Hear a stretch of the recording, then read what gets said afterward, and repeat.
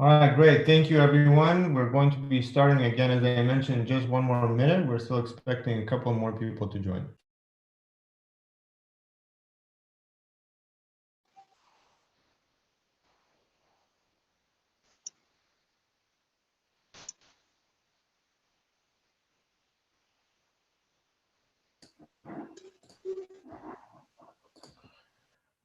Good morning, everyone, and welcome to this program. This is an introduction to a program that is starting today called Bioinformatics for Infectious Diseases. And this program is going to be hosted at the University of Ghana. But in general, we'll talk about how bioinformatics can be used in the context of infectious diseases and the host-pathogen interaction. So those of you that have not yet registered to the program, you'll see an overview of how you can complete your registration, but you will also be able to learn about general application of bioinformatics to the study of viruses, and other microorganisms that cause human disease. And we're excited that all of you are joining. Hopefully, I will be able to answer most of your questions. And if not, I will also point you to a number of resources that we have available for all of you that are joining today. So let's start by talking about briefly this program. Bioinformatics for Infectious Disease is a program that is specifically designed for those interested in conducting research using bioinformatics tools.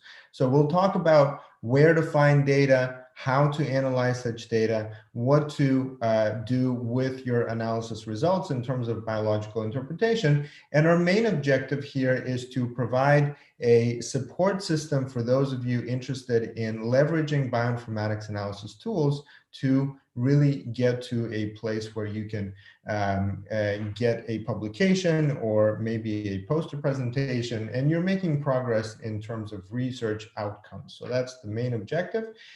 What we'll do today is we'll review all of these different resources that will be included. We'll also take a look at a number of different sessions that are going to be coming up so that you're aware of the schedule and how things are going to be organized and what's the expectation, what are some of the dates, and hopefully we'll be able to answer any questions that you have both about the program itself and about the outcomes, how to get to those outcomes that we'll talk about.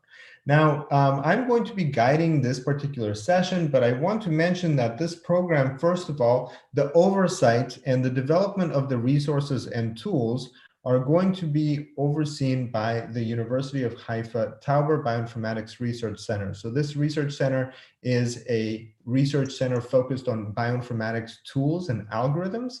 They specialize in developing novel algorithms that we will be reviewing and using during the sessions that we have. It is guided by Dr. Leonid Brodsky and Dr. Alfred Tauber, both of them with extensive research experience and collaborations. But also we have a dedicated team that is supporting our training activities, helping with all of the technical resources that we have, and maintain a whole community of thousands of users from around the world that are learning bioinformatics and applying those to a variety of different topics. So at the end of this session, you will be able to learn about some of the additional programs that we are launching in February that include programs on metagenomics, genomics, different types of applications of those as well, and in different locations, for example, in Nigeria, in Louisiana, in the US, and in India. So how do these sessions work? I'm sure that most of you are already familiar with how we kind of operate. We have a number of kind of resources that work together to make these sessions effective. First of all, we have our interactive sessions, which is something that you will experience today. Hopefully it is interactive in the sense that it's not just going to be me speaking, but we'll also hear from some of you and learn about your background and your interests. But also we have a number of guided materials that you can go through to learn about different types of data, different tools for analysis, and how to conduct a research study using bioinformatics analysis tools. And so we'll review a little bit of how these guided materials are organized and how we can make those into a part of a session. In other words, we will show you how the activity of your progress through those asynchronous resources is tracked, and how do we use it to make sure that we address the topics that everybody has questions about or is struggling with. The final one are the practical assignments. So these practical assignments are really an introduction to research tools. And bioinformatics is a comprehensive name of a whole field of research where we use databases, analytical tools, visualization of data, interpretation of data, right? So there are many components to bioinformatics. So these practical assignments are designed to introduce you to some cloud-based big data analysis tools, but also some practical skills, how to manage your data, how to effectively visualize, annotate, and work with your data. So it's going to include some coding, some big data analysis tools, and hopefully I'll clarify this in just a few more minutes. Now, the sessions are guided by a number of people. And so these are your main contacts. I'm going to introduce all of us now so that you're familiar with our team. And then I'll ask you a few questions about you so that we can also get to know you. So first of all, you probably are already familiar with Bipsa Biswas. She's our community manager and responsible for logistics and accounts. And you'll be getting a lot of emails from her. So as this program starts, it's important for you to make sure that you have her email address saved in your contacts, which is marketing@pine.bio. This is an important contact because she will be sending you a lot of information about recordings of the sessions that we complete, information about upcoming sessions, as well as any assignments and additional resources that you should have access to. And so if you have any questions about your login, about your account, about how to use something, she would be the person who can direct your questions to the right person or answer them herself. The second person on our team is Dr. Harpreet Kaur. She has a PhD in bioinformatics and specialized in genomics, specifically in cancer, but she is very well versed in all of the methods of analysis that we have on the T-Bioinfo platform. So for any technical assistance, questions about methods, how to run those methods, issues with your input data or output data, please also add her into your contacts. Her email is support@pine.bio. Thank you, Bipsa. You can find those email addresses in the chat box. Dr. Mohit Mishra is our project mentor. He will help you work with available data on public domain repositories, identify that data, make sure that you understand how that data has been generated, and help you translate your idea about how to research that particular data set into a research question.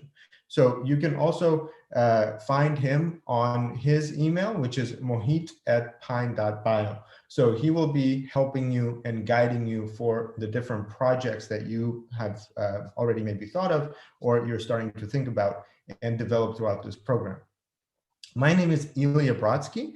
So I'm going to be helping by conducting some of the live sessions and also helping you by linking you to the right resources that we have on our platforms, on the different websites that we operate. And also I could help by providing some feedback on the research projects as they develop or any other technical questions that you might have.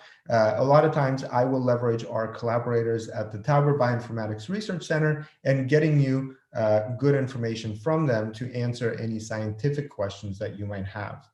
So let me tell you a little bit more about our team, what is their background, and what do they really specialize in. Dr. Mohit Mishra has over 10 years of experience. He's got his PhD in bioinformatics or chemoinformatics primarily. He now works with a number of faculty and university contacts as well as industry contacts that we have.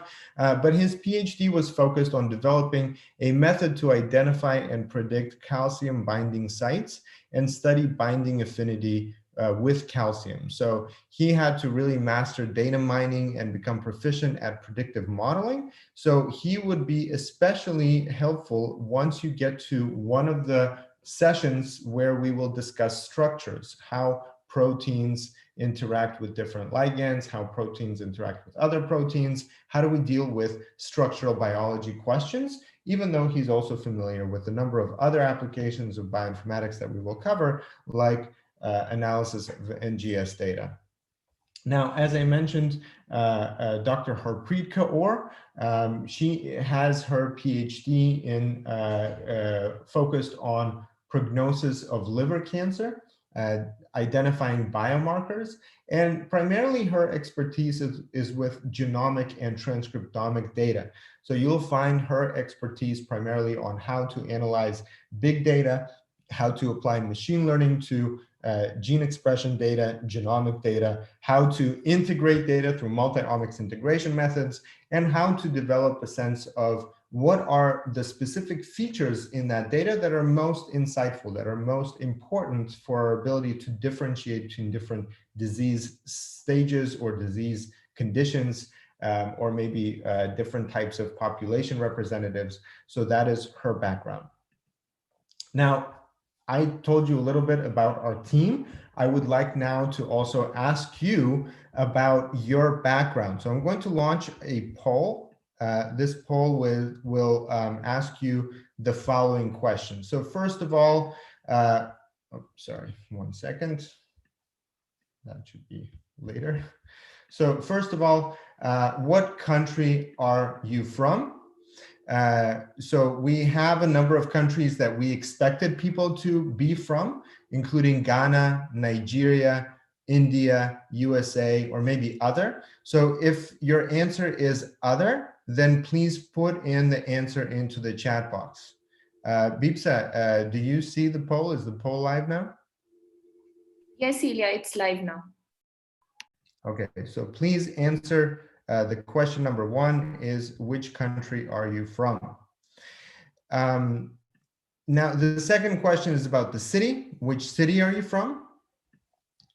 We also anticipated a couple of cities. We don't know exactly where you're from, but Lagos, Kolkata, Accra in Ghana, or Delhi, or New Orleans, Boston, or maybe other. So please, you can, if you don't see, I don't see any answers right now in the poll yet, but please respond in the poll. If it's other, just click on other, and then you'll be able to put in the response there. Okay, university. So again, this program is primarily hosted by the University of Ghana, and the people from that university, we have that answer in the poll. University of Ghana, Louisiana State University, Haifa University, or other. So please put your responses again in the poll. Number 4 is about your degree. So your degree could be bachelor's, master's, PhD, or other. And then another couple of questions. Research interest. So your interest could be in virology, microbiology, genomics, bioinformatics, or other. And then what is your background? Your background could be researcher. So the background could be researcher, student, faculty, industry, or other. So again, this is a poll. You should be able to see the poll. And so please add your information from answering the questions in the poll. And I'll give you a couple of moments here to answer all of these questions. I know that it's a lot, but it's a good way to get to know everyone and really understand our audience a little bit better.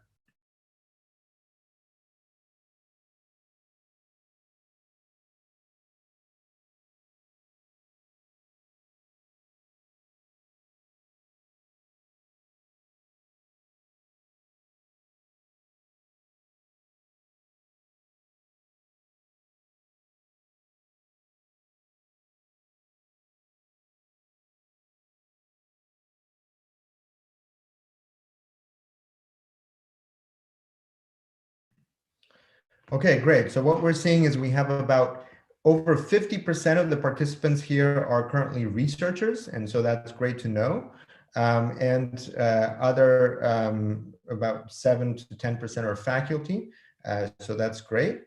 Now, I'll leave this poll on for now, but I'll continue with my slides. And the primary thing that I wanted to get to is that we have this free course called Introduction to Bioinformatics.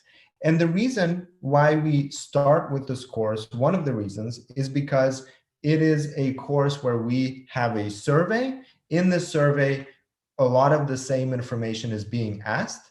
And thank you, Bipsa, for putting that in the chat box. So let me show you how to access this course. Please go with me to edu.t-bio.info.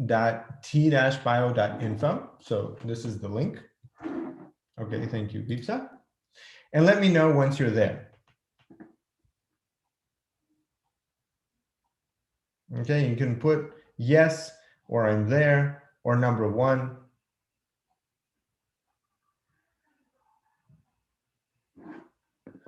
And yes, just again about the poll answers, if you could please use the poll to answer the question, so that way we'll have a structured data set at the end and we can review the data together with our collaborators. Thank you, Bright.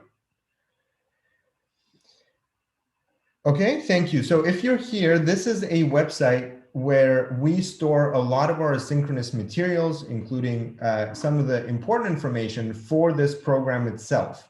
So if you don't have an account already, you need to create an account. If you are from the University of Ghana and you have registered for the program through University of Ghana, your account information should have been sent out to you. So please use that information to sign in.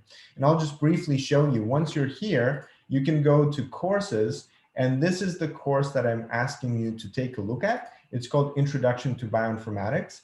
And this is a course that on one hand is a course designed for beginners. Maybe you're thinking, I am already a researcher or a faculty. I know a lot about bioinformatics, and we of course understand that. And we're not saying that this is going to be some revolutionary course, but it's a free resource. And one of the important things in this course is that it has an intro survey. In this intro survey, we collect information about the users, primarily to identify major trends and interests of the people that are joining our program. So as a part of this infectious disease program, you will see some of this information that we already collected in the poll, but you're welcome to submit that information again, because we're also interested in your bioinformatics experience, in your general background, why you want to learn bioinformatics, or maybe already learning bioinformatics. What would you expect to take away from these courses? And if there's anything else that you would like to share, for example, some specific type of interest that you have, and we haven't mentioned it in the survey, you can ask that, or you can answer that right there. Okay, so again, please take a look at this course, and we hope to learn more about all of the participants here. Now, the other thing that you will notice is that we have in this portal a way to really tie in all of the progress that we are going to be doing in this program into your profile. So I'm giving here an example of a profile, somebody that has previously completed our Bioinformatics for Infectious Disease program. And I want to mention that it's really an impactful part of completing your profile to make sure that your certification is up to date. In other words, when you complete a course, you will get an automatically generated certificate. That certificate could be shared on social media. It could be used for other purposes, but it's important that your full name, the way that you would like it to be on your certificate, is spelled out right here, right? So for example, this is going to be your username once you sign up, but this is going to be your full name. Now, it's also interesting for us to know if you're a faculty or you're part of a company or something like that, that you add that information right here. And we anticipate many of you to have a social media profile on Facebook, on LinkedIn, on other platforms. So please add that information there as well. And Beeps also posted a link in the chat box on how to complete your profile. So here, we would like to ask all of you to take some time, maybe after the session, add that information in there. Now, once you have completed your registration for the program, you will also see a badge. And this badge is an indication that you're a part of the program. And so for the duration of that program, this badge is going to be available. After you complete the program, you will get a certificate, and I will show you in your profile where you will see all of that information, including your certificate of course completion, your certificate of program completion, and as you prepare a project of your own, also your project is going to be added there as well. Now, once you have made your profile on the Bioinfo platform, we also invite you to join our social media groups. And these groups are not just for us to, share updates. This is an important place where we share different job openings. So if you're looking for a career in bioinformatics, there's a lot of positions open. There are a lot of collaborative projects as well. So you will find information about different resources, important updates about our programs, but also other programs and other resources that are out there. And we hope that you can join these programs. Again, Beeps have posted the social media links in the chat box, so you can find those there. Please do connect with us. So you will find myself, Dr. Mazumdar, Dr. Kaur, Beepsa, and everybody else that works for a company listed in those groups as well. So we hope to connect with you on social media, stay in touch, and hopefully share updates about this program and others as you join. Okay, so let's talk about bioinformatics for infectious diseases. So again, this is a program that is intended to support research projects through training. So we're going to do some training, we're going to do some exercises, and to explain how these exercises are organized in this session, I will give you a sense of what those exercises will be and how to find project examples that illustrate the impact of these different types of analysis techniques. So first of all, we'll talk about sequence variation and alignment. So you're probably familiar with methods of aligning two sequences, which is called pairwise alignment, or multiple sequences, MSA. But we'll take a look at some of the importance of different types of variants and different types of mutations that cause changes in the amino acids, maybe that cause stop codons to appear. And we'll think about how to find this important variation, especially when we deal with complex sequencing. So we'll talk about sequences of individual genes or regions, as well as full genomes. And we'll talk about the consequence of that. Now, another part of sequence alignment is the reconstruction of the evolutionary tree. So we'll talk a little bit about phylogenetic analysis and how these sequences can inform us about the molecular clock and how they could have originated from a common ancestor, and how do we piece that information together. We'll talk about how to map such genomic variation onto protein structure and explore the structure changes using 3D representation of these proteins produced by cryo-EM microscopy.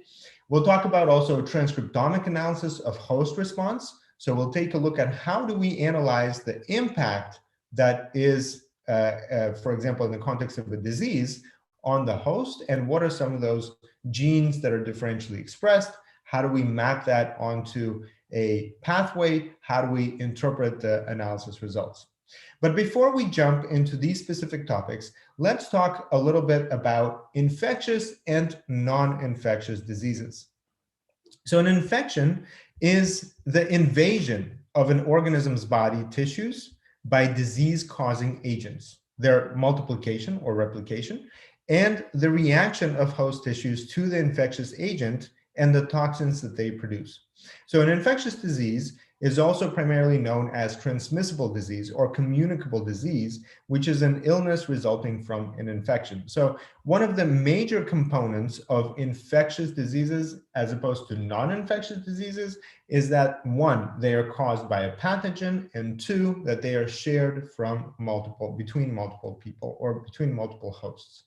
Non-infectious diseases are not caused by a pathogen, cannot be shared from one person to another, and are caused by other factors such as environment, nutritional deficiencies, lifestyle choices, or genetic inheritance. So because we are separating these bioinformatics programs into different categories, this is one of the reasons why we want to focus specifically on infectious diseases, because the topics that we will go over include different pathogens, and you can see some of the examples here like flu, HIV, malaria, and we'll talk about the impact on the host, right? And you can see that right here, for example, sickle cell disease, or we can talk about how the reaction to different toxin happens. So what are some of the important things that we will discuss in the context of the program? We'll talk about replication and or colonization. So we'll talk about how does that process happen. We'll talk about the result to the host cells, for example, cell death. How does that happen? As a result of what? And the release of toxins, and how the impact of cell death and the release of toxins has an impact on organ function, interference, and damage. So interference with that normal function.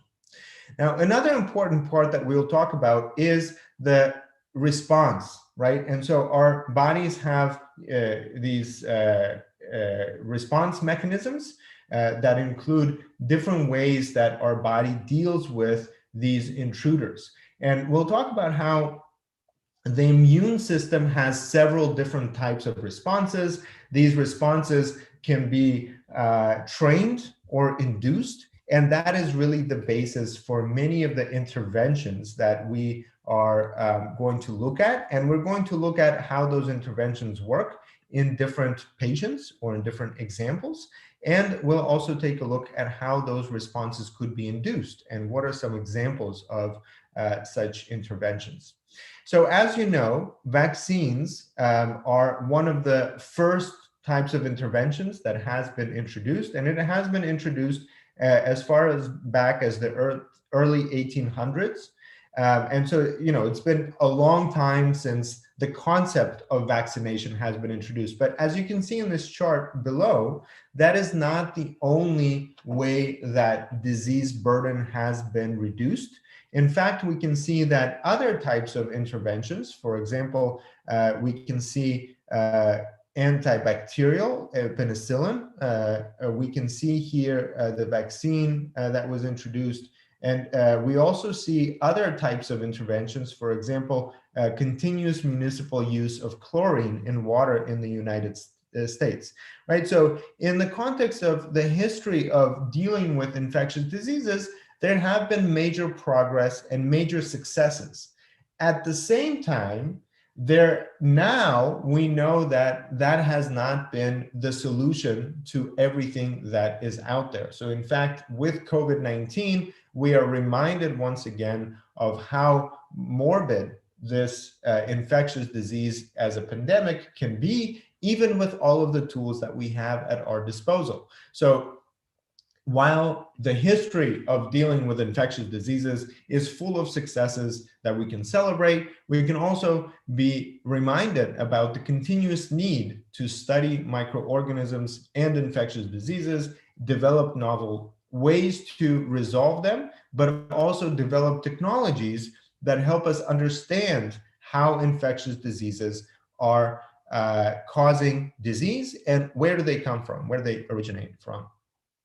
So one of the ways that we will look at this, we will see that while in the beginning, one of the primary tools that we had to understand microorganisms was the microscope, but today we have additional types of information like genomic sequencing that really helps us address the impact of infectious diseases, understand virulence of these different pathogens, understand their protein expression, understand how to diagnose them more precisely, insights into the molecular mechanisms that they interact with the host and with the vectors, and also understand how do they evolve, how do they change from a pathogen that might not cause such a harmful effect to a pathogen that could be very deadly. So what are the processes, as well as what are the specific manifestations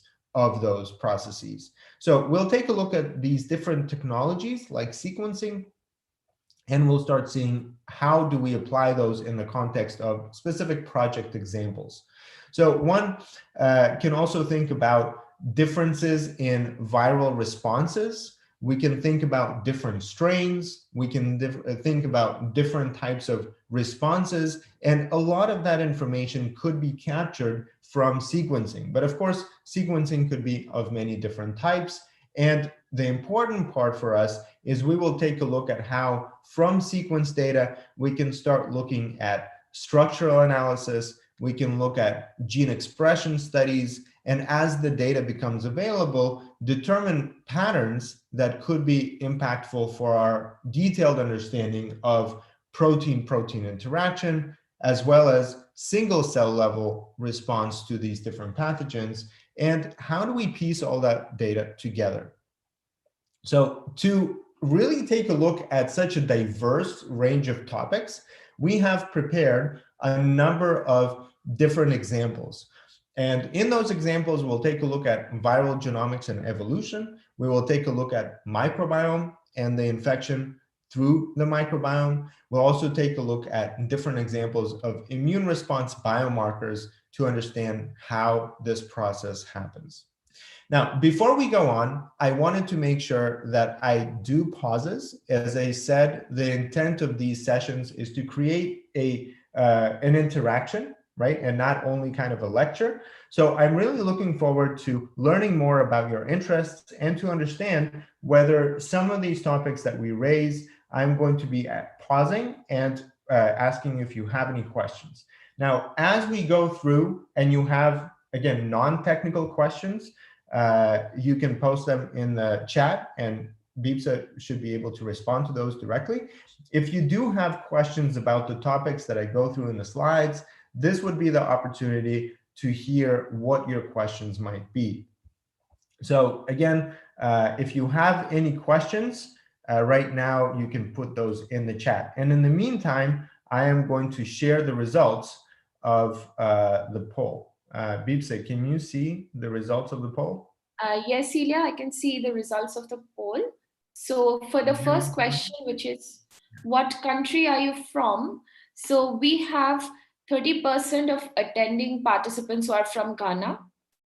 7% participants are from Nigeria. India has about 26% attendance, and we have 2% from the US as well. And 36% of participants, which is the largest number, are from other countries. And some of those countries which were mentioned in the chat box were Pakistan, Brazil, and a few other countries. So if you still want to add your country, you can, or your city or your department and name, you can again put that in the chat box if you have not answered. Going to the second question, what city are you from? So we have 26% of participants who are from Accra, 2% from Lagos, 2% from Kolkata, 5% from Delhi, and there are 64% who are from others. And which university are you currently in? So we have 28% participants today who are from the University of Ghana. And we have the rest of the participants from different universities around the world.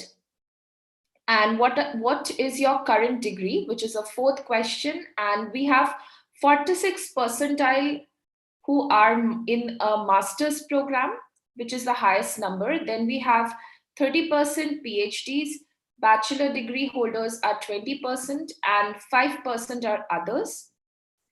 While the research interest is the highest in bioinformatics, which is 75%, followed by genomics, which is 46%, followed by the same percentile of 26% in both virology and microbiology, while there are 23% who are interested in other research.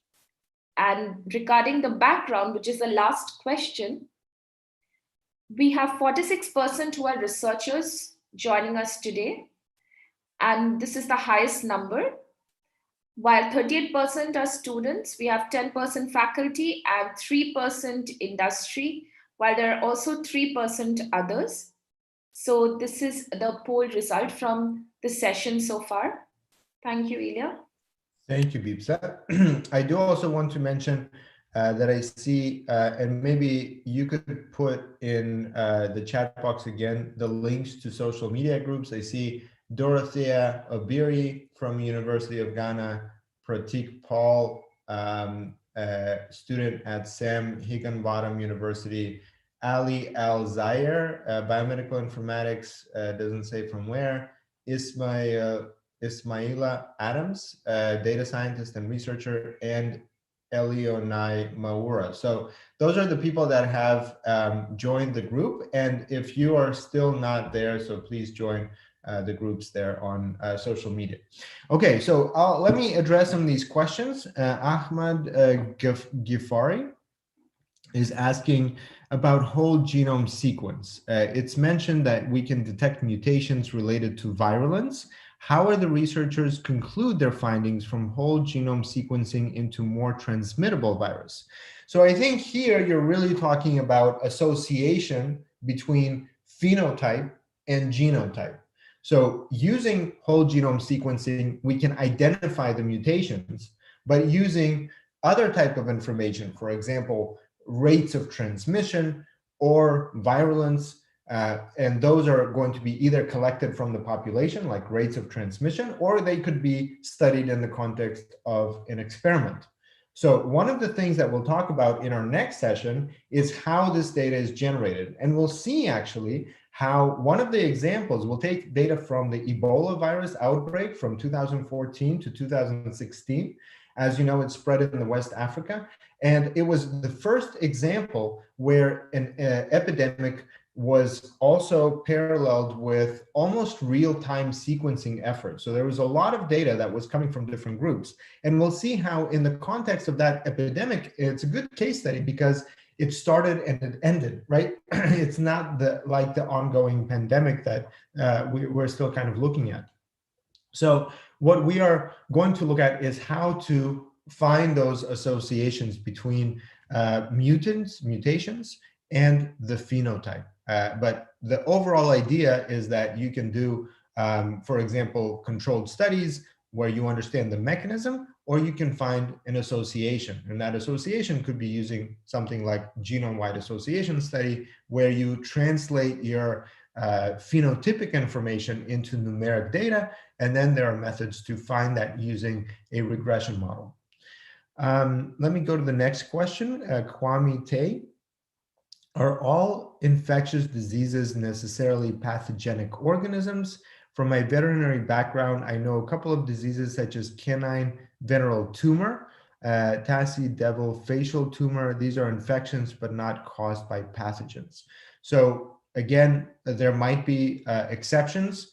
I do not come from a veterinary background and just kind of talking about the general descriptions, but I'm definitely interested to learn more, and I'll look into that. And if you have any more clarification about those examples that you mentioned, please put those in the chat. That really sounds fascinating. Okay, the other question is, how can I identify the position of different regions of the gene in sequence if no information about the exact position from reference papers?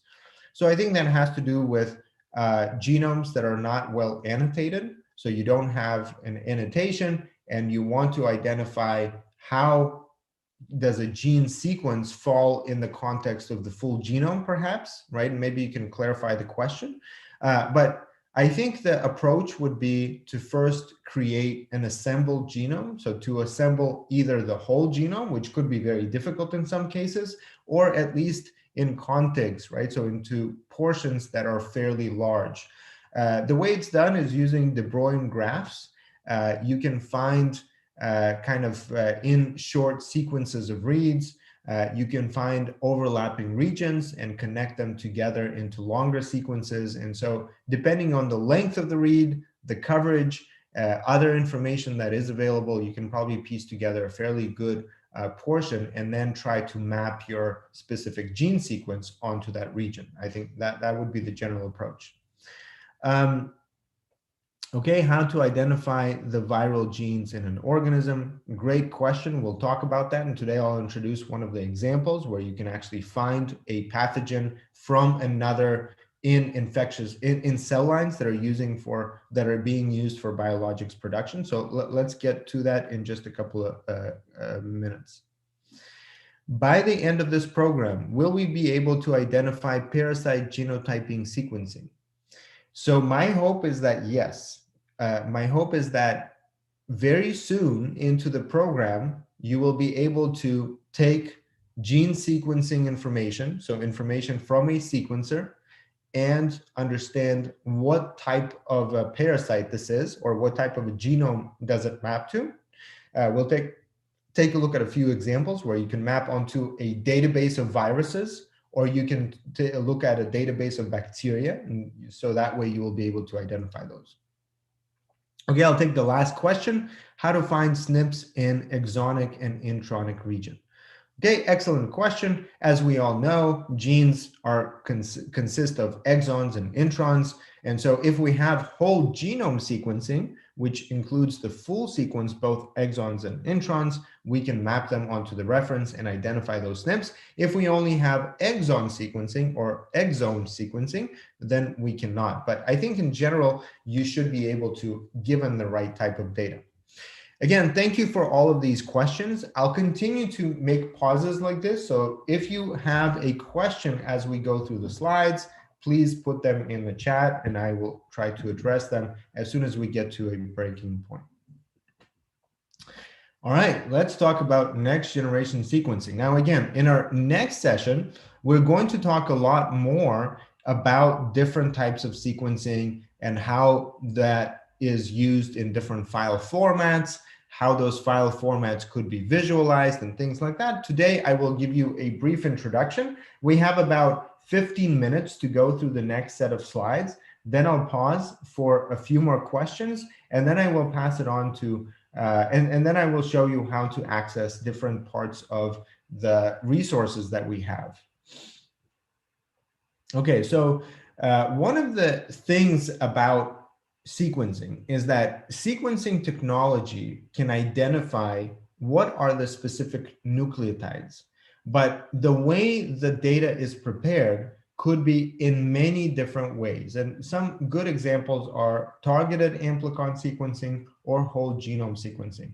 So there are many different library preparation techniques that essentially mean that once the genetic material, the biological material is collected, and DNA or RNA is extracted from that sample, that needs to go through several additional steps. And those steps could determine what are you in the end sequencing, and therefore how to analyze that data.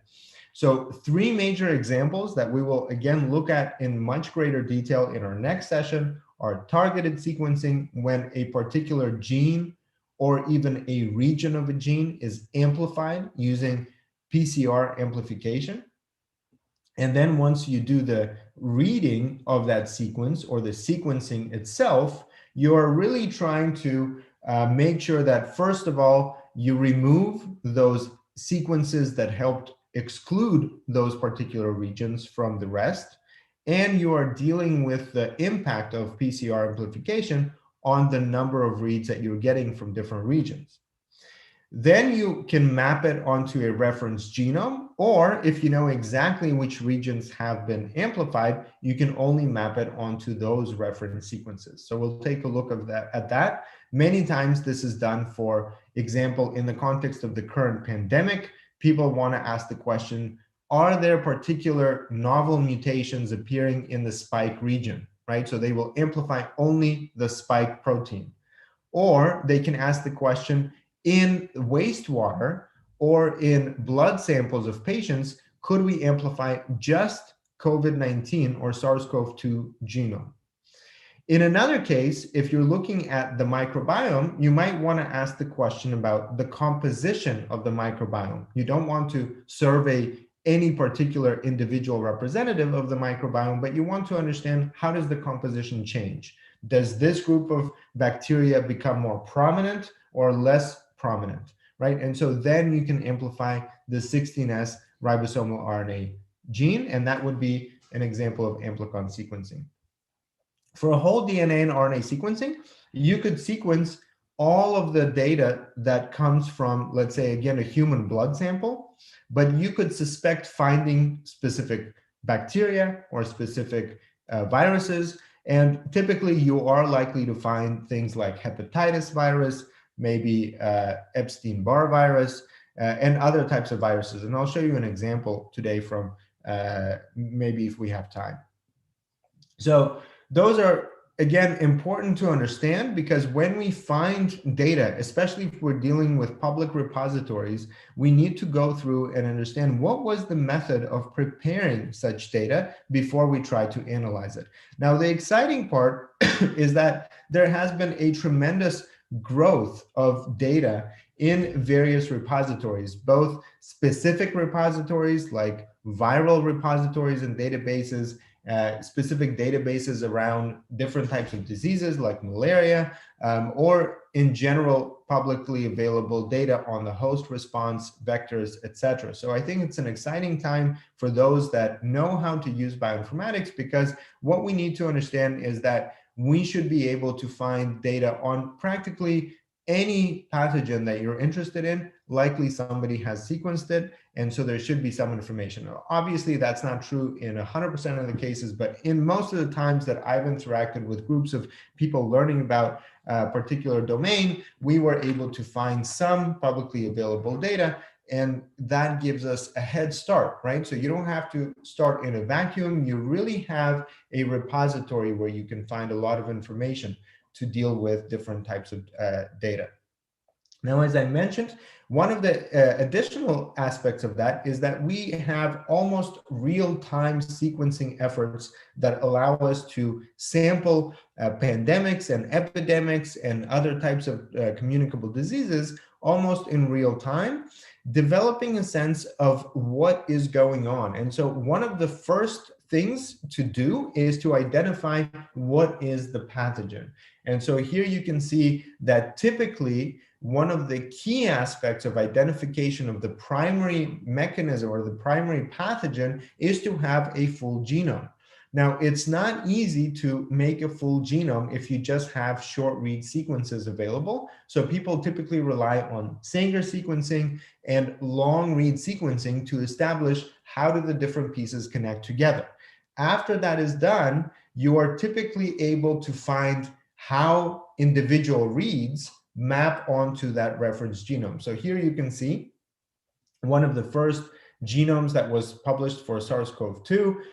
It was essentially these little lines here represent the individual reads, and those reads were mapped onto the closest known genome. So you can see that this is beta coronavirus from Wuhan, right? And so once you have all of these short reads mapped onto some kind of a reference, you can now start asking the questions, what is the difference? And so there we'll take a look at many different types of questions that you can ask about the sequence, primarily around how is it different and what is it that what are we biologically studying in this kind of data? So one of the things that now we need to turn to are what are some of the analysis methods that are available. And again, let's go back to where we started. We talked about sequence variation, and primarily that's found through sequence alignment, but we'll see how multiple types of answers could be obtained from alignment, including what's called reconstruction of evolution. And that could mean in the context of multiple samples or even an individual sample, as we will take a look.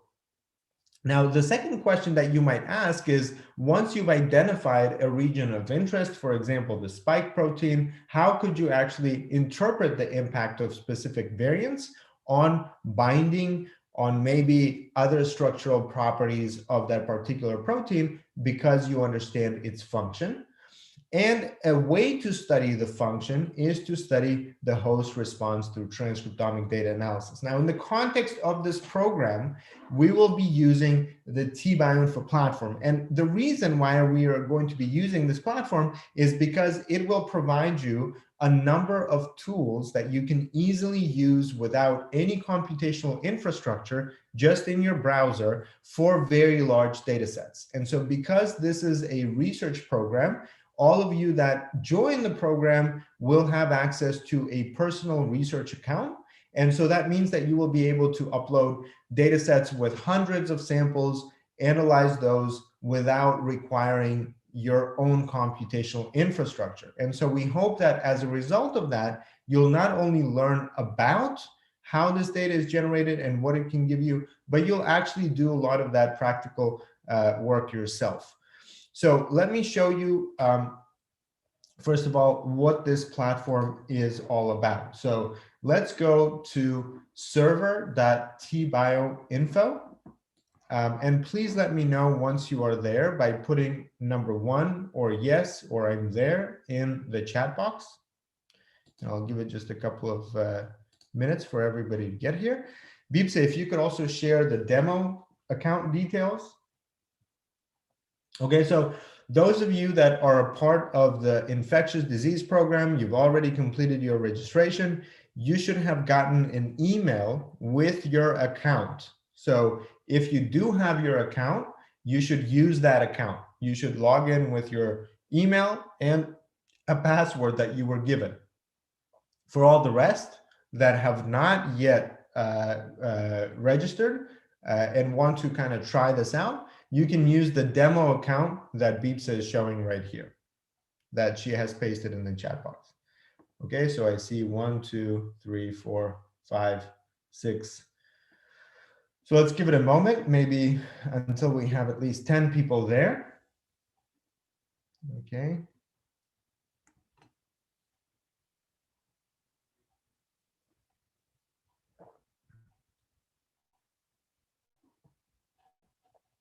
Okay, has anyone else logged in?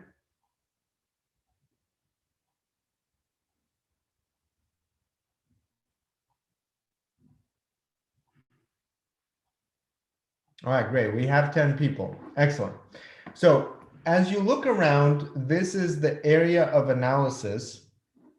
You will see that this table represents a number of different technologies that generate data. And so you will see next generation sequencing data, mass spectroscopy data, structural biology data. And then here you will see a number of additional sections for downstream analysis and application to a particular type of data. For example, in virology, you will see this right here. So in next generation sequencing data on this side, for those of you that have a demo account login, you will be able to follow along using some of these demo pipelines. For those of you that have a full account, you will also later be introduced to how to upload your own data or a data set from a public repository and run these pipelines. But just to kind of give you a sense of what this is, let's take a look over here under phylogenetic tree. Okay, and we'll take a look at this first example. Okay, so here in the first example, again, I'll go back and I open this drop down, right? So phylogenetic tree, you can see that the drop down opens this up, and I'm going to go to phylogenetic analysis. Okay, and then once you're in here, you'll be able to click on these buttons and essentially create a pipeline, right? And so what is a pipeline? A pipeline is something that connects multiple steps into a sequence of scripts. So each button here represents a script. And once you have created that script, it has been added to your pipeline. And this pipeline now could be executed. Okay, so this is just an example pipeline. You can see that the next step opens up after you have completed the previous step. Okay, so now I've run my pipeline, and this means that it is loading. Okay, So as you can see, these are different types of sections that deal with transcriptomic data analysis, deal with mutation variant analysis, that deal with different types of metagenomic data analysis, amplicon data analysis. And so you will see how in the context of this full program, we will use a lot of these different sections to understand how they are applied in the context of specific questions, research questions that you have. So how do you use the appropriate method for answering that question? Now, I'm not going to necessarily go into this right now, but let me give you an overview of what are some of these methods of analysis so that we understand what they do. So the first obvious one, we kind of saw that pop up there already, is alignment, right? So we take multiple assembled sequences. This is once we have FASTA files, and we compare them to each other to identify regions that are dissimilar. So here, for example, you have G's everywhere apart from this section that has T's. Now, this is at the nucleotide level. And one of the questions that you typically would ask is, what is the impact of this particular mutation on the amino acid sequence? Because that determines function, and that determines protein structure. And so we'll learn about different types of mutations and how those mutations affect this amino acid sequence, as well as the codon structure in the DNA, so that we can understand what are the specific biases or typical expected rates of mutation, for example, in viruses, in different codons. Another example is when we deal with FASTQ files. So when we deal with FASTQ files, the actual reads in the data set that we have, they actually represent multiple variations that could be common. So they could be aligned between multiple reads that have been sequenced. For example, like here, you have the reference genome, and in the reference genome, we have a T. And then in our reads, we find 1, 2, 3, 4, 5 evidences for a change in that position. Now, sometimes that change is not as clear cut. Here we have G and A, and here we have a C. So the question is, what is this substitution, right? Is this a technical error? Is this a real substitution? What is it? And sometimes we also see evidence of insertions and deletions that could be a single nucleotide or multiple nucleotides. And so really the way to deal with such data is to run what's called variant calling. And so in the variant calling analysis, what we are looking for is not differences between different assembled sequences. We are going to look for variants. And those variants are defined by a consensus between the reads that is higher than the threshold of technical variation that we expect as a result of technical issues with sequencing accuracy. So when we look at such data, we want to identify where could such variation come from. For example, selective pressures like antibacterial drugs, antiviral drugs, immune responses. We can also ask the question about what are they associated with, right? We had a question before. How do we identify a relationship or an association between genotype and phenotype? We can talk about how variants can play a role in the structure. For example, it directly affects the amino acid sequence, and maybe the chemical property of the change is changing, or maybe it is in a regulatory sequence like the promoter region, and even though it doesn't affect the exon, it doesn't affect the protein, it still affects how it is expressed, how it is translated. And we can do what's called comparative analysis. So we can ask the question, if I have all of my variants for many samples, how could I divide them up into different groups and compare them and maybe extract the differential variants that I observe in my data? So let's take a look at an example. Let's say we have replication. So we have a virus, it's a pathogen. The pathogen enters the cell, Inside the cell, it replicates. There is an immune response. Okay, so one of the things that we can ask is, if I know the sequence of the virus that entered the cell, how can I study what came out of the cell? And so when we look at this biological scenario, we can start asking the question, what are the differences in the genomic sequences? Or maybe even more interestingly, how can we find many different results as a result of many different pathogens living together in a single cell? And then we actually observe a variety as a result of the different selective pressures. And so the obvious question, if you extrapolate this biological question to many organisms across a process of time, is to start reconstructing not only what are the specific sequences, but also how do they correlate to each other? How could we organize this into some kind of a biological model, essentially, that is represented by the data that we collect? And the data that we collect are the genomic sequences of individual genomes of viruses, of bacteria, etc. So phylogenetic tree reconstruction, first of all, has many different methods.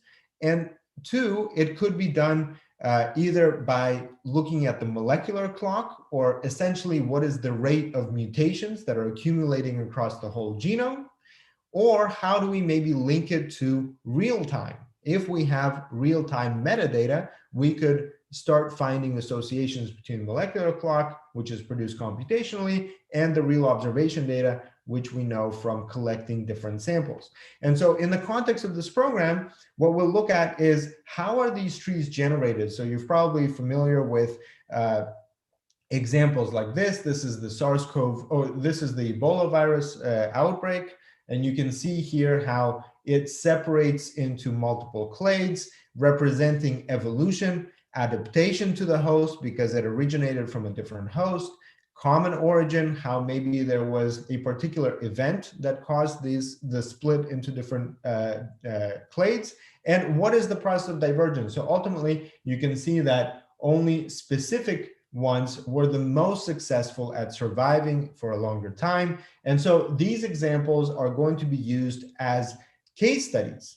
These case studies will introduce you to the biological kind of background, will give you a sense of what are the types of research questions that we are going to ask, and then how do we organize our bioinformatics analysis to answer those questions with the specific discovery and with validation. So where are we getting these projects? These projects are taken from the public domain. Again, they're taken from peer-reviewed publications that typically include the data. So they describe how the data was generated, why it was generated, who generated it, right? All the questions that we need to know about data. What are the methods that they used to analyze such data?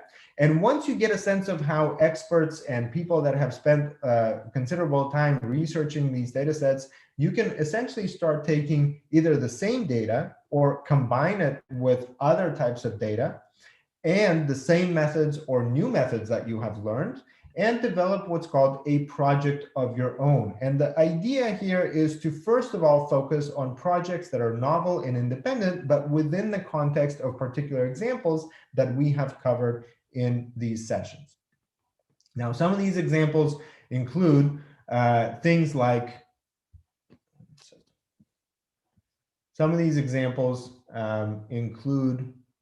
things like the novel coronavirus. So again, these are projects. Beepsa, if you could put the link to the projects for people to take a look at that, where we essentially take some of the data sets that were used to kind of ask the question about origin. We look at how the different strains from bats, from pangolin, from SARS-CoV-2 were compared to each other. We looked at how those helped identify most dissimilar regions and what were some of the conclusions about the origin. We also looked at how that was translated to an understanding of the 3D structure impacts, right? So how could this be an evidence, for example, for adaptation between different species, right? So essentially what we will do is we will take a look at divergence at the genomic level. We will also take a look at the structural components, right? And what is important is we'll try to piece this information together with available structures of proteins, right? So for example, you've probably all heard about the ACE2 receptor. So we'll take a look at the model of the ACE2 receptor, how it's actually a complex, and the complex includes the BO81 sodium-dependent neutral amino acid transporter, and that's where we will apply some computational magic to align known structures to each other and understand how does the virus actually bind to this complex and what does it actually do.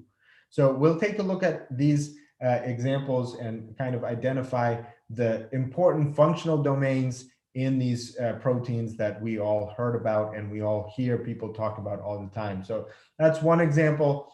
Obviously, we have a whole project on the evolution of Ebola virus and how such analysis could be replicated. Again, the phylogenetic tree is just one visual that people use, but there's a lot more questions that you could specifically ask. For example, what are some of the haplotypes, right? So how could we identify differences between strains that are more effective at replicating or less effective at replicating by comparing them not in terms of individual variants, but in terms of their composition, right? So here you can see more haplotype diversity. Here you can see less haplotype diversity. And in fact, we will also follow through some literature review where these types of issues were highlighted, right? So we're not proposing something completely new, but we're actually linking it back to some of the research that already validated some of these same findings.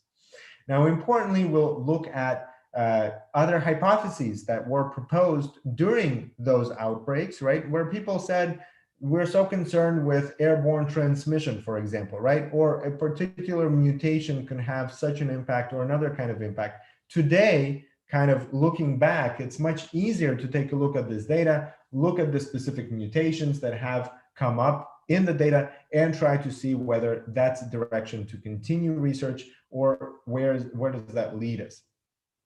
Now, another example that we'll use is in tuberculosis as an example of drug resistance. So tuberculosis has single drug resistance, multiple drug resistance, and this is a common issue in many different pathogens. So we've kind of assembled a number of examples from these different types of data sets, viral data sets, bacterial data sets, parasites like malaria. So we'll introduce you to those data sets in our next session, and we'll take a look at different sequencing technologies. So really to understand what is the data that we're dealing with. Now, what we want from you today is to start thinking about a project of your own. Now, many of you are researchers, many of you are working perhaps on your PhD or already doing some research work. So what we want to know early on is what are the specifics about your research question. Bibsa, if you could post the link to this on the forum. So again, this is primarily for those that have already completed your registration. And I'll just show you how to find this form where you can submit this information. So again, this is for those of you that have already registered. If you go to the same educational portal as we were on before, where we looked at the Introduction to Bioinformatics course, I will show you how there is a specific dedicated area for all of you that are part of the group. So where you should go is under events, there's a list of programs. And so the program here that we're talking about is Bioinformatics for Infectious Diseases, Noguchi. So you click on here under programs, and you will find the information specifically about the program found right here. And here you will find different types of updates. So for example, you can see that Bibsa posted here a number of videos that we have done already in the free webinars related to this program. And you will also find different types of activity from different participants of the program. But what we are talking about right now is this section on the forum. So here on the forum, You can ask questions. You can ask, if there was trouble with something, you can post it here. There are some resources here. And an important part here is the project submission form. So the project submission form is essentially there to help you structure your ideas about your research topic into an organized form that we will review. And one of our mentors, either Harpreet or Mohit, will reach out to you to make sure that we address all of the different parts of this submission, of this proposal. So here you will find project title, the problem statement. What exactly are you trying to do and why? The project summary, where was the data, what is the data, how many samples do you have, what kind of analysis are you proposing to do, links to the raw data so we can check whether the data could be used to answer your research question, and any reference publication so we know that you've done your literature review. So the main thing here is to really help you organize your information in such a way that an external reviewer can take a look, evaluate, and provide you with some feedback on what you're trying to do. Okay, so let me briefly summarize what are the important program resources that you should be getting access to. And again, any questions about these resources, you should be asking from Bipsa. So she's the community manager. She will give you your login information if you don't have it. She will guide you to where to complete your registration, right? So if you don't know this program registration, how to finish your registration, reach out to her. It's marketing@pine.bio. If you don't know where to find a particular project that I showed, I've shown you resources from everything that's already available, so you can ask her. Again, we'll take a look at all of these different things, but if you have any questions, reach out to her. Now, as I mentioned, Omics Logic is not just about training. It's not just theoretical training. It's just not, acquiring skills. It is really a community. And so what's important is, as you are getting started with these different resources, we're asking you to complete your profile. And when you complete your profile, you're not doing it for us, you're doing it for yourself. We want other people to be able to find you in the program list and know that this person is from this university or this lab, that's what they're doing. Maybe that's their social media profile, right? We hope that you can connect to each other, because ultimately in any bioinformatics research project, there's going to be collaboration. And a collaboration is a big part of what we are trying to help you establish here as well. There are many international researchers, students, and faculty from many different universities. So we're really hoping that you could connect. Now, the basic tools that we already talked about are the server account, where you can run big data analysis, and courses. These are practical courses. If you're not familiar with the basics, how to do alignment, what types of mutations to expect, what are variations in gene expression, those are the types of questions that are going to be covered in these courses. They will provide you also with quizzes that you can answer to know that you have understood the material. You can answer those questions. They will also provide you with assignments. Those practical assignments will most likely use the server analytical platform to show you how this analysis is done and make sure that you can submit your assignments to get feedback. On this program page, you will find the resources specifically around this group of people, this program. So here you will find things like the forum and the courses that are included there, different project examples that we have discussed, and you will also see how you can track your activity. So let me show you what that actually looks like. Okay, and thank you, Bipsa has posted the link. Okay, so here you have this menu. In this menu, you can find the courses, and these are courses that are included in this program, right? So if you have not completed the registration, you have to complete the registration first before you have access to this. So genomics, transcriptomics, metagenomics, etc. So you will find some of these courses right here. There are also a number of project examples. So these project examples are going to introduce you to some case studies And those case studies are going to help you understand how it was done in the context of a particular research question. Now, a lot of these might not necessarily be related to viruses or bacteria or anything like that, but they will illustrate how such analysis could be used.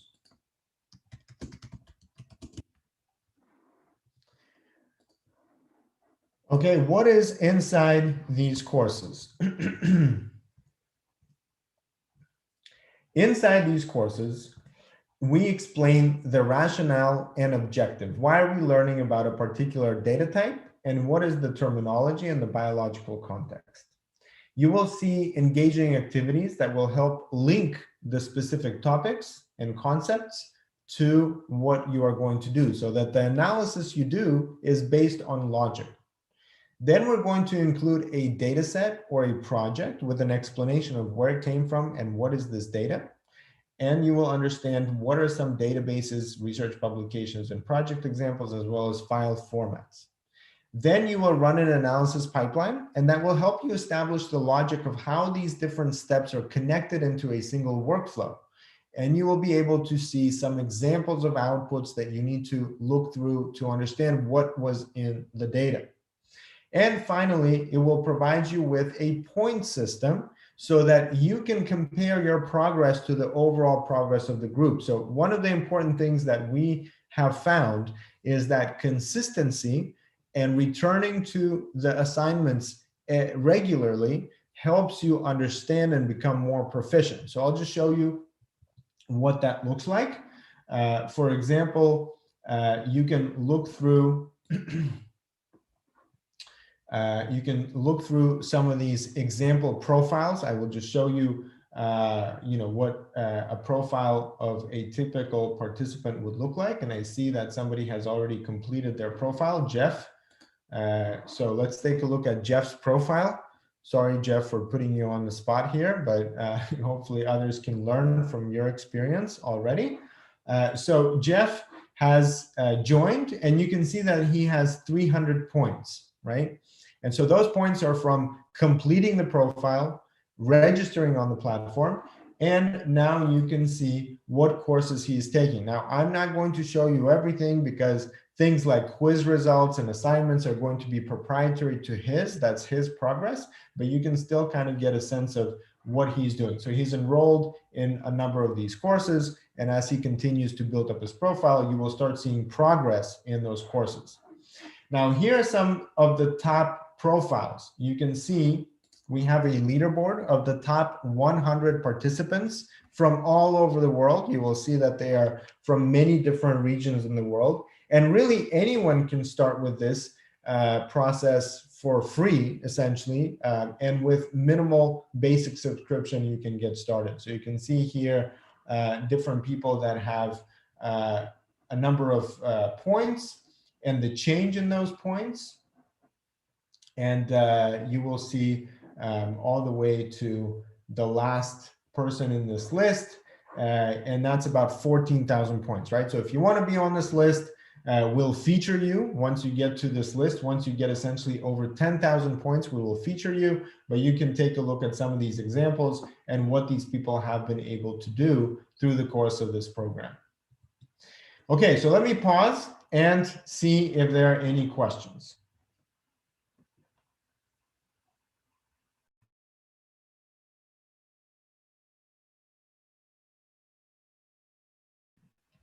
And Beepsa, if you could please launch, or never mind, I can launch, I think, the second poll. So we have another poll. This is on feedback. So I'm going to ask for you to be very honest. So we are looking to improve these sessions and make sure that the sessions are informative and useful for what you're trying to do. So the first question is, how would you rate this session? I will not be offended. So you can, tell me that was very poor if you did not like it.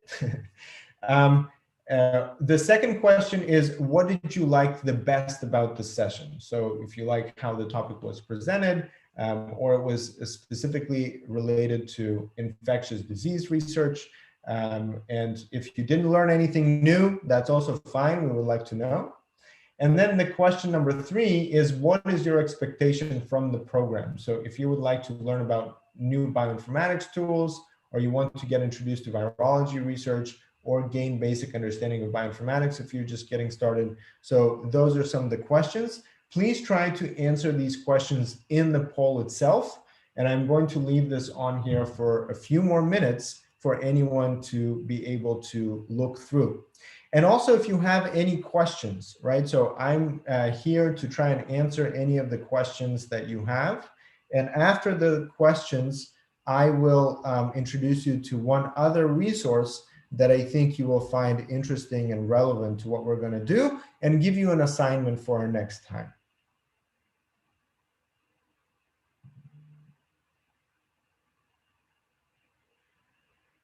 Ilya, as the feedback is going on, we have a question here from Ahmad Kifari regarding the pipeline. How to note down the procedure in the methods section of publication. I'm not quite sure if that refers to the pipeline. Okay, so as I understand the question is, let's say you've used the pipeline to analyze your data, and you want to report how you've generated that data. So one of the useful things, I'll just give you an example with my pipeline. I used a pipeline for mapping data from wastewater treatments to identify SARS-CoV-2. And this is a part of a publication, so I'm going to report on it. So the good thing is that, first of all, I have a reproducible workflow. So these are the individual methods. I used bowtie to align, and then pause count and names replace, and I will find a report on this pipeline right here. So each pipeline has a report. So in that report, I will see which version of the method was used, what was the input data, what was the output data, and how long did it take for this to run. And you also referenced the T-Bioinfo platform, which was developed at the Tauber Bioinformatics Research Center. So here you can use that as a reference for running it on this server. We have okay, so question the question from Francis. Can the project be a systematic review in the field of bioinformatics? Yes. So again, a systematic review in the field of bioinformatics, I would say, is humongous. It has been around for decades. There are many different tools, databases, and applications of bioinformatics. And I would say that, you can definitely attempt an overview, a systematic review of bioinformatics, but I would rather recommend a focused approach. So if you, first of all, learn about the general applications of bioinformatics through the Introduction to Bioinformatics course, there you will see different types of methods, applications, databases, data types, etc. So once you have done that, you can also focus, for example, on bioinformatics for infectious diseases, right? And there you can do some systematic review. Right, so I think it depends on really what is your primary objective and your focus. And since you're already a registered participant in the program, I think we'll be able to develop that idea further after a few more sessions. Bipsa, do we have results on the poll? Yes, we do have results on the poll, and I see that there are still participants who are still voting. Okay, but so well, let far, me answer a couple of these questions. Hold on, right. Let's just wait on until we have, how many % overall have answered? We have 58% who have voted, so we can wait for a few more. Okay, thanks. Okay, so let's take a look at these questions. How do I apply bioinformatics in plant breeding research? I think that's a good question. Obviously, genotyping, right? So looking at established mutations in particular genes could be very useful. But if we talk about the infectious diseases, there are many infectious diseases that are specifically for, plant breeding, right? So they are viruses that affect, for example, different plants. There are microbes that are used as fertilizers. We had a session yesterday on metagenomics, where we talk about the application of microbiome studies in different domains, including agriculture. So I think that there are a lot of applications. And one of the projects that we have, you can start looking at it right here under projects. If you go to all of the projects, or actually right here on the very top, you can see crop drought stress and resistance. So this is a transcriptomic study right here. And that transcriptomic study helps you understand differences between drought resistant and less resistant strains of potato cultivars. Okay, another question. Good afternoon. Can it be possible to the field of virology be able to grow the interest and grow the field? Yes, so this program is specifically designed for people that, are not technically maybe versed in bioinformatics.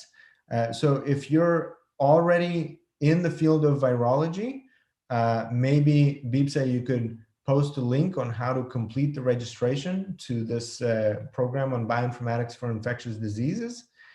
This would be a great start for you learning about bioinformatics and trying to apply it to your particular area of research. We have another question, Ilya, from Jeff. So Jeff's question is, as we are thinking of the project, is it advisable to come up with a project on clinical trials? Well, I think the main question about clinical trials is availability of data. Can you actually get access to raw data to do the analysis? Because a lot of clinical trials will only report data after they have completed. Okay, I'm a bioinfo student, but I don't have money to afford it, but I have willingness to learn and explore. Is there any aid or free resources? Yes, first of all, there are many free resources. Please join for free, and you have access to a number of introductory courses for free. And I'll introduce you in a second here to our coding platform, where you can also practice some of the coding and see how these things are applied in the context of R and Python. But we also have an assistance program, a scholarship program intended specifically for people that have financial needs. Bipsa, if you could paste the link to our scholarship request form. Excellent, thank you.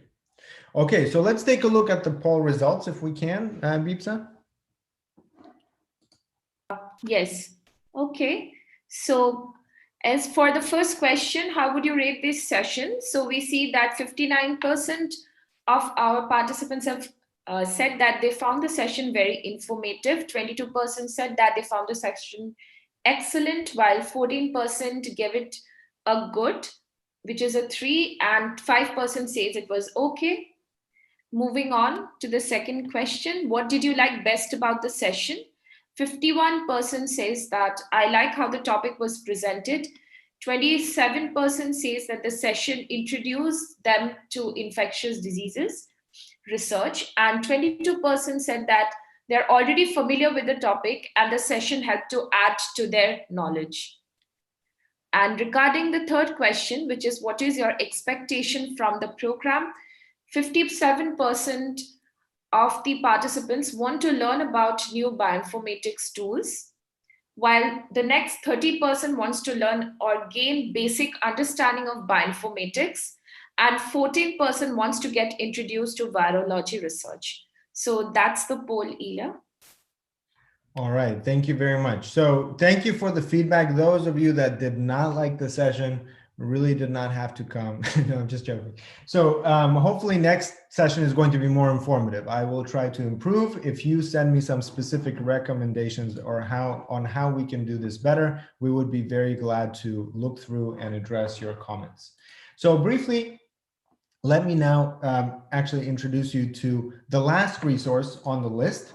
If you could go with me to code.omicslogic.com. So a big part of what we do is going to be based on big data analysis. And one of the challenges in big data analysis is infrastructure. Another challenge is coding proficiency to deal with data. Okay, thank you, Bipsa, for posting the link. You can also register here for free.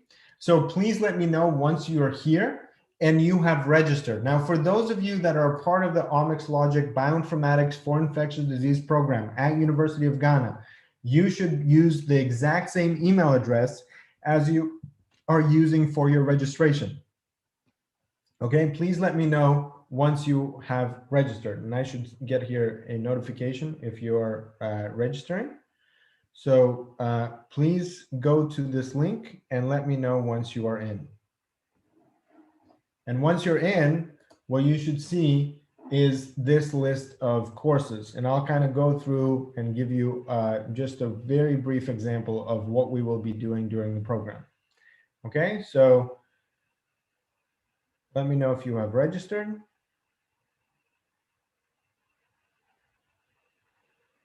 If you're already registered, just maybe put yes, I'm there in the chat box so I know that you're there.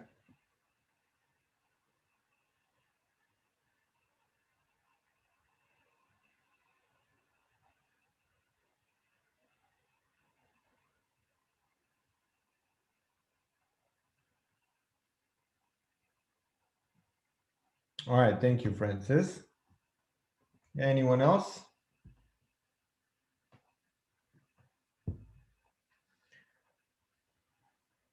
All right, excellent.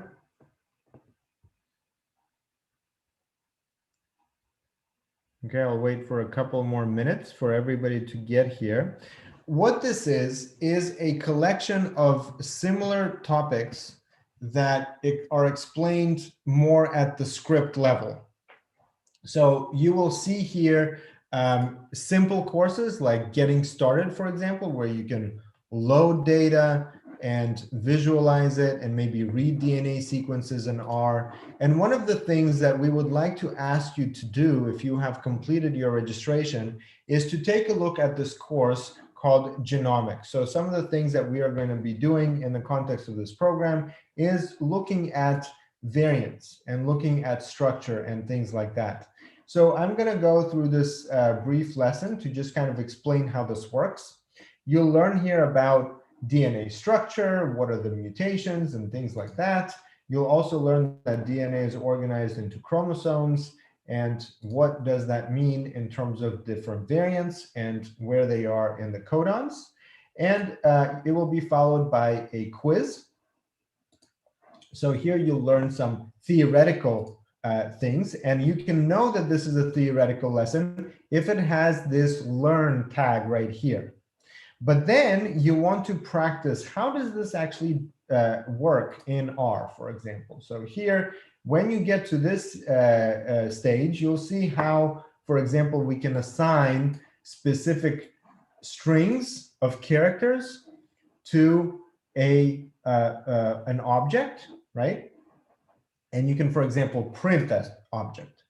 Now, sometimes you want to compare those sequences. And here we go through an explanation of pairwise alignment first. Okay, and here's an example. So how does this work? Here, you're loading a specific library and you're putting in some strings in here, and then you have to click on run, and it will actually run right here in the browser. So after you click the run button, it will provide you with the result. And you can see that you have here success. This code has been run successfully. So as you go through these exercises, they will become a little bit more and more advanced as you go through. So once you go through, you complete, you go to the next one that is a little bit more challenging. For example, let's go to the next one. Okay, here we're dealing with multiple sequences. So here we have 3 different sequences. Okay, and let's try to run this just as an example. Okay, so now instead of just the output, you also have this link right here down at the bottom. Actually shows you the sequence and shows you where the difference is. Okay, so these types of activities are also connected to your profile, and you will see under your profile that these activities are going to add points to your overall progress. Okay, so the link to registration, this is the link to register to this particular coding playground, what we call coding playground. But also, if Bipsa, you could send a link to the registration for the program. Okay, so as you go through, you will then find a challenge. So here you see final assignment. Here you're given a specific situation. You have metabolism of drugs, and your goal is to identify which mutation is going to cause problems for metabolism of drugs. Okay, so here you'll see that you actually have to write your own code and figure it out, right? So in such a way, we hope that you'll be able to practice some of the code, understand how this code is applied to a particular problem statement, and then practice your coding so that you learn how to do it on your own.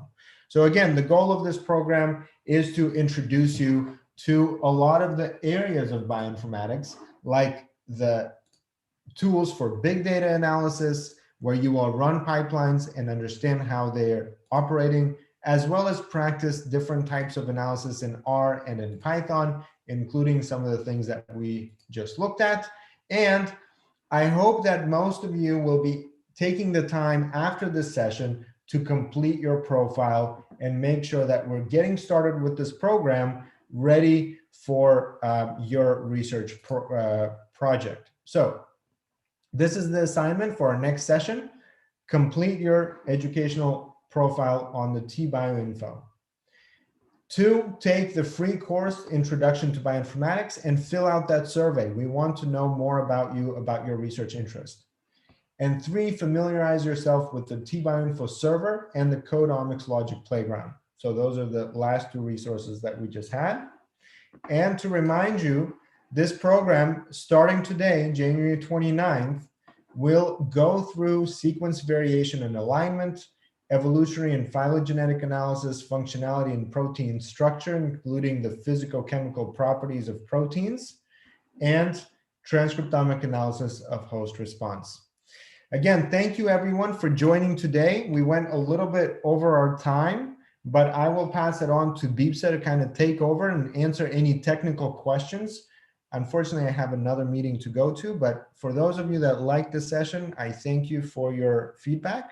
Those of you that did not like the session, I am looking forward to your specific feedback, what you think should be improved, and you can email me directly by emailing ilya@pi.bio, and I'm going to look forward to learning from you as well. Beepsa, over to you. Yeah, thank you so much, Ilya. So I will quickly start by sharing my screen. So for any of you who are having problems with logging into code.omics logic, when you go to the site for the first time, right now I am logged in, you will notice a get started button. You do not need to use the password that you have for EduTBioInfo or the TBioInfo server. You need to create a new login. It will send a password reset link to your email, and from then on, you would not need any password to log into the site. It will register your email ID. So please try that post this session so that we are able to help you with this if you face any kind of problems with this login. And please note that your EduTBioInfo login is separate from your TBioInfo login, which is the server platform. But one thing is similar for all of these 3 platforms, which is your email ID. So please make sure that you're utilizing the same email ID. The EduTBioInfo, the TBioInfo, and the Omics Logic Code platform should have the same email ID